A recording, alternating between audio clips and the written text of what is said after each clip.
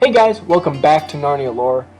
I've been wanting to discuss something with you guys that I guess has kind of been pending, seeing as this is a Narnia channel, and that is the problem with the movie The Voyage of the Dawn Treader.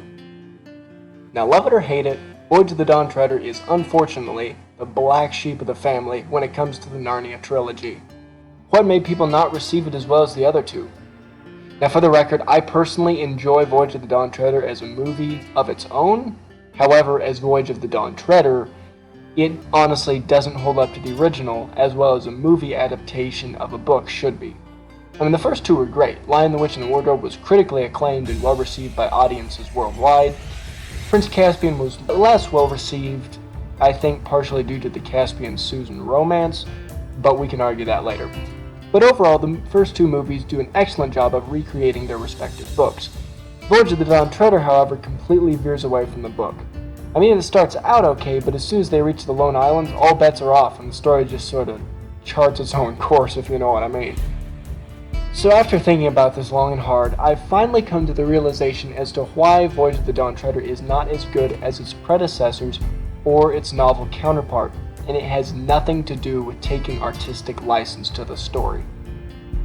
The reason why Voyage of the Dawn Treader isn't as good is because they changed the type of story that the book was originally. The novel was written as a character-driven story, whereas the movie was written as a plot-driven story. That was the downfall of Prince Caspian as well. However, they did it much more subtly, but I believe that is another video for another time. Now, by adding the green mist, trying to connect Voyage of the Dawn Treader with the Silver Chair, green for the Emerald Witch, and if you don't know what I'm talking about, listen to the audio commentary for Voyage of the Dawn Treader, tell you everything. Anyway, by adding in the green mist, you give the crew of the Dawn Treader a mission as to why they're sailing. In the novel and the first part of the movie, like the first 10 minutes literally, the only explanation that was needed was that they were curious to see what lays beyond the Lone Islands. And that was plot enough for the story. The novel focused much more on the character development, specifically Eustace. Eustace's character arc in the novel is much better in my opinion. Now, for the record, I do think Will Poulter did an excellent job, and I think he was the perfect actor for the role, but he, much like Hayden Christensen in Star Wars, suffered from poor writing. Now, I know what you're thinking, but they put in the same character arcs from the books as into the movie. Edmund's lust for power, Lucy's lust for beauty, all that. And I'm not denying it. Those arcs are in there. There's absolutely no arguing that. However, they were merely a subplot running through the movie instead of the main problem that the characters faced. And I think an additional problem to Voyage of the Dawn Treader is that they tried to make it Pirates of the Caribbean, The Voyage of the Dawn Treader.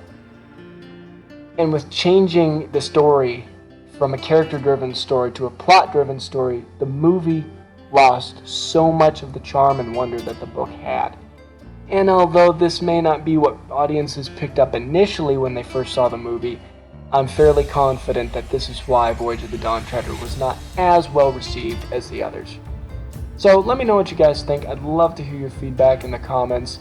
Now, please bear in mind, this isn't just bashing Voyage of the Dawn Treader. Like I said, I personally like the movie, but they could have done better.